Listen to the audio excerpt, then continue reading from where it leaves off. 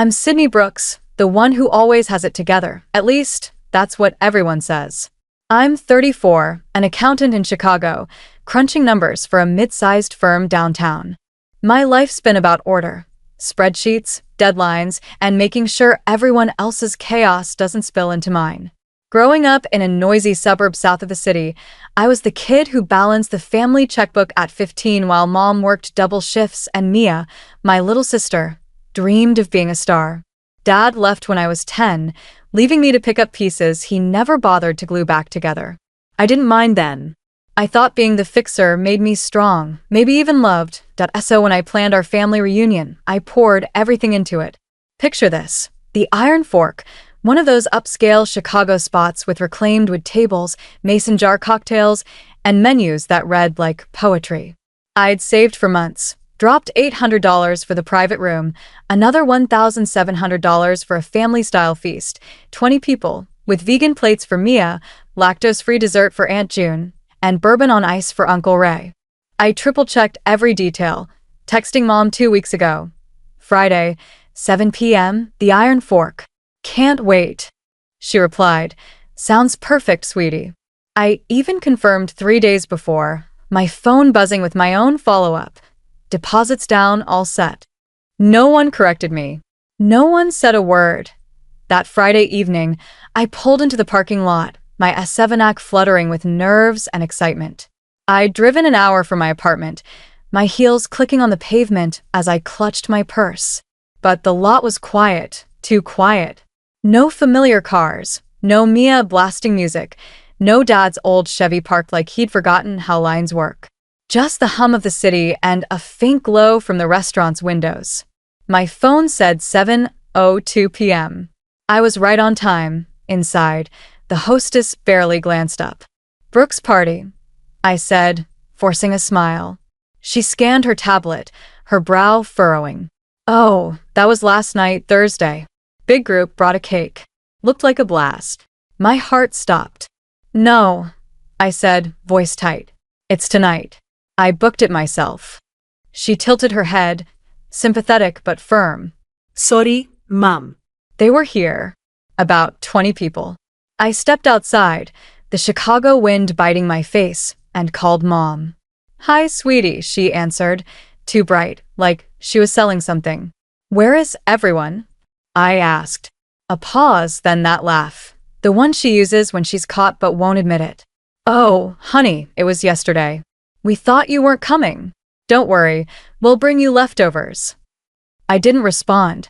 I just stood there, phone in hand, staring at the restaurant's glass door, its lights mocking me. Leftovers. I'd spent $2,500, planned every detail, and they couldn't even bother to tell me they'd changed the date. It wasn't just the money. It was the silence, the way they'd eaten my food, laughed, and left me standing in an empty lot like I didn't matter. I'd always been the one to show up, to pay, to fix. And now, I was the one they'd forgotten, or worse, chosen to leave behind. I drove home that night, the city lights blurring past my windshield, but I wasn't seeing them. I was replaying every time I'd stepped up for my family, every dollar I'd sent, every crisis I'd solved. I thought being the dependable one was my role, my badge of honor. But standing in that parking lot, I started to wonder if it was just a trap. Growing up, our house was a revolving door of chaos. Mom, Oakley, worked long hours at a department store, always one late bill away from a meltdown. Dad, Evan, was a mechanic who'd rather tinker in the garage than talk to us. Mia, 6 years younger, was the golden child, charismatic, always chasing some big dream. When Dad left, I became the glue, helping Mom with bills, making sure Mia got to school. I didn't complain. I got a scholarship, studied accounting, built a life where I could stand on my own. But my family? They saw me as a safety net. It started small. Mia needed $700 for rent after dropping out of college to build her brand as an influencer. "Just this once, Sydney," Mom pleaded. I sent it that night. Then it was $900 for a business loan for Mia's photography gear she never used. Mom's medical bills piled up once, $1, $200 for an ER visit she forgot to insure. Dad's car broke down, and I covered $1,500 for repairs because he couldn't miss work.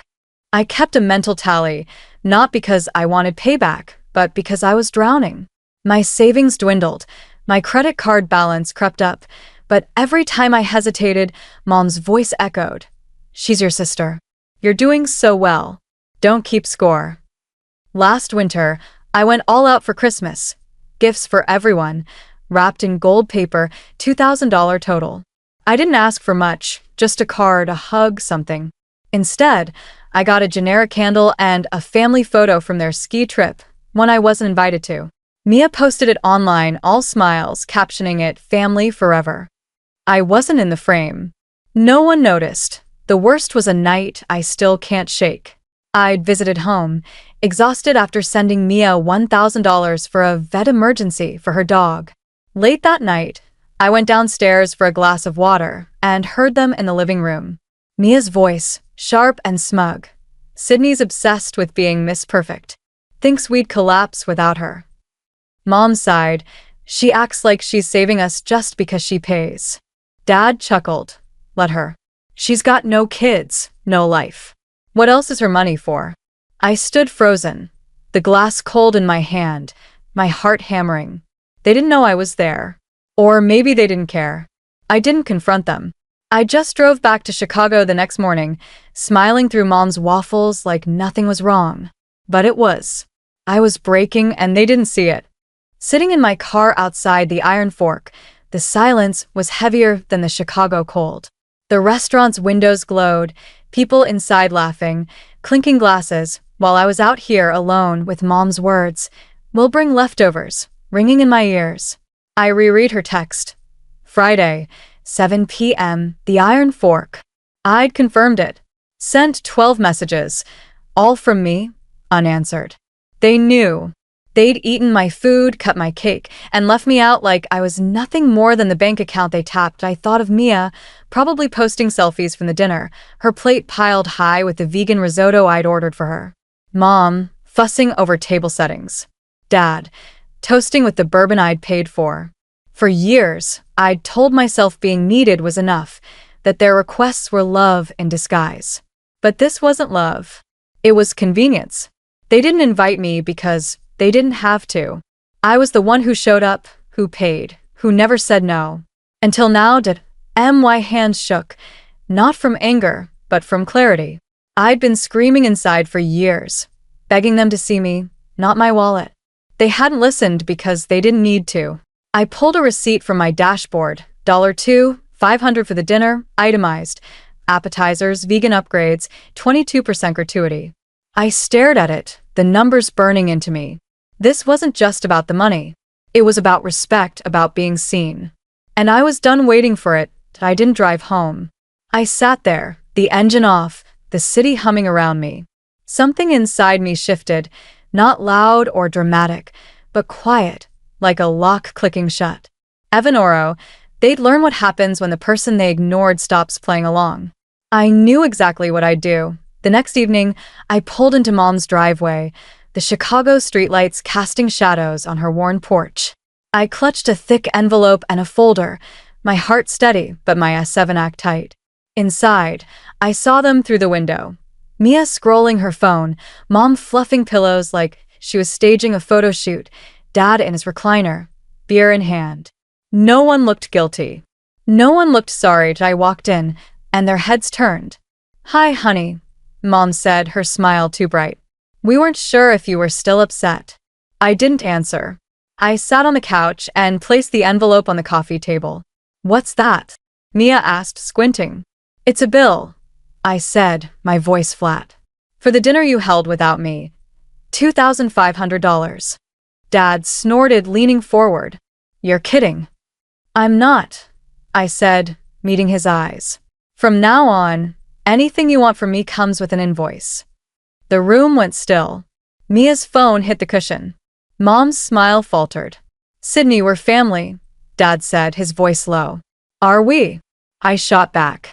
"The same family that left me out of a reunion I paid for?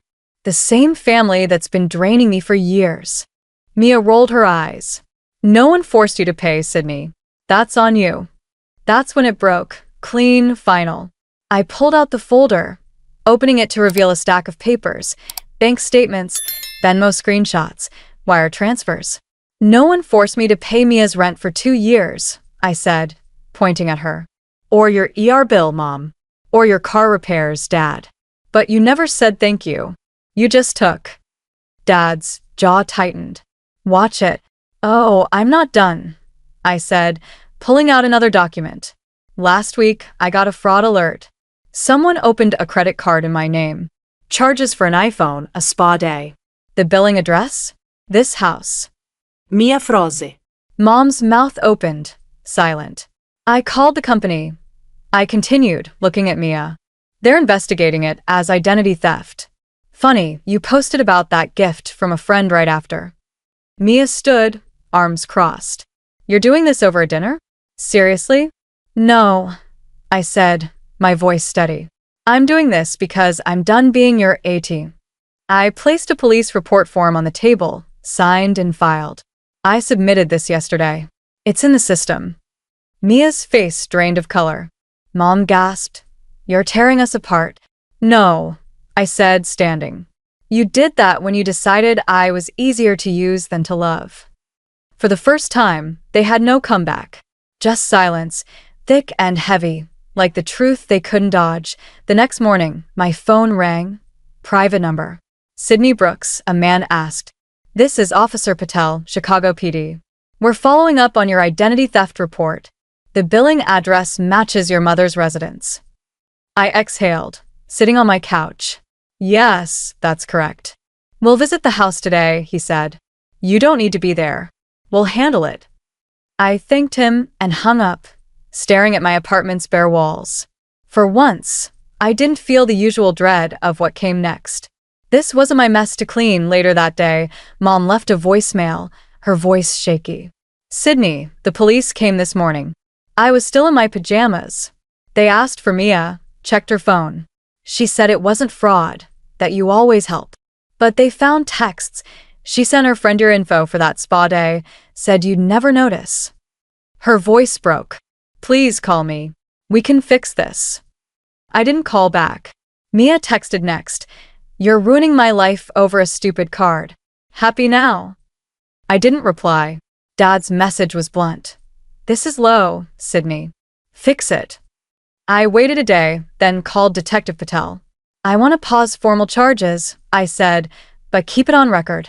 If Mia touches my name again, I want her charged. He agreed, his tone professional but kind. You're doing the right thing, Ms. Brooks. I wasn't sure if I was, but it felt like a step towards something solid.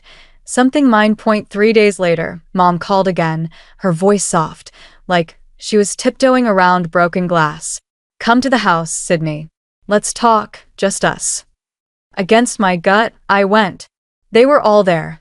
Mia curled on the couch, blanket over her like she was the victim. Mom pacing, Dad silent, arms crossed. We want to heal, Mom said, sitting across from me. You're hurt, we get it, but this is tearing us apart. I shook my head. Mia tore it apart when she stole my identity. You tore it apart when you let her. Mia's voice cracked, eyes on the floor. I didn't think you'd go to the cops. Who does that? Someone who's done being used, I said. Mom reached for my hand. We'll pay it back. Keep it quiet. I pulled away. You didn't offer that until the police showed up. Dad finally spoke, his voice heavy. You're not perfect, Sydney. You think this makes you better than us. I met his eyes. No. It makes me free. I stood, and this time no one stopped me. The door closed behind me, and it wasn't just a door. It was a wall, one I'd built to protect what was left of me. 2 weeks later, I left Chicago behind. I'd found a small apartment in a quiet Wisconsin town, a lakeside spot where the loudest sound was the water lapping against the shore. My new place was nothing fancy. Secondhand furniture, a creaky floor, a window that caught the sunrise. But it was mine. No family group chats buzzing with requests, no late-night calls for emergencies. Just silence, the kind that felt like a gift. I spent my first weekend unpacking, sipping coffee, watching the light shift over the lake. For the first time in years, I didn't check my phone every hour, waiting for the next crisis. I didn't owe anyone anything. A letter arrived a few weeks in, no return address, just clean handwriting on the envelope. Inside was a note and a check for $125, half of Declan's share of the dinner. "I don't expect forgiveness," he wrote, "but thank you for standing up." I knew about the date change. They laughed about not telling you. I should have spoken up. I'm sorry. Declan, my quiet cousin, the one who never took sides, had seen me when no one else did.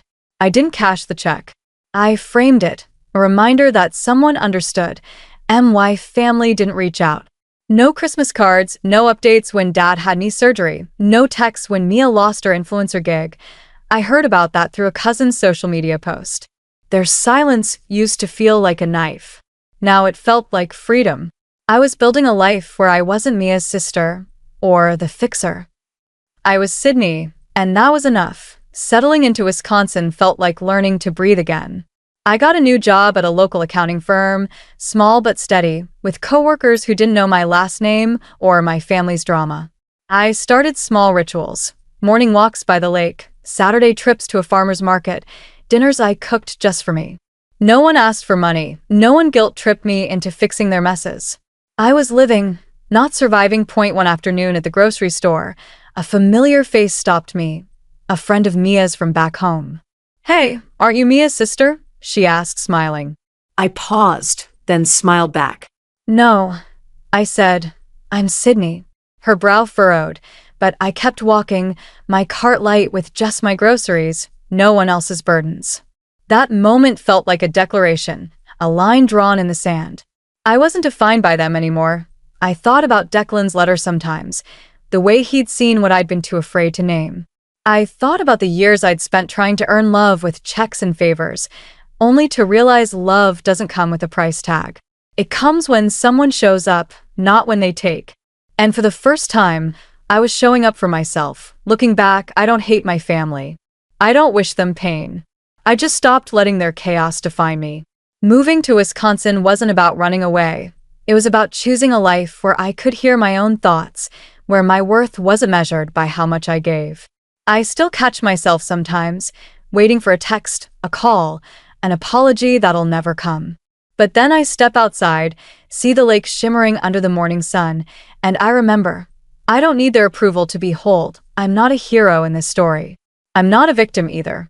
I'm just a woman who learned that peace is worth more than promises, that freedom comes when you stop carrying what was never yours to hold. If I could tell you one thing, it's this: don't wait for someone else to see your worth. Claim it, protect it, and don't let anyone make you feel small for choosing yourself. To everyone who's followed this journey, thank you. You've walked with me through betrayal, heartbreak, and the quiet strength of starting over. If this story hit home, if it made you angry or hopeful or seen, hit that subscribe button and join us. Every story here is about finding your truth, standing tall, and building a life that's yours. Keep chasing your own peace, and I'll meet you on the other side.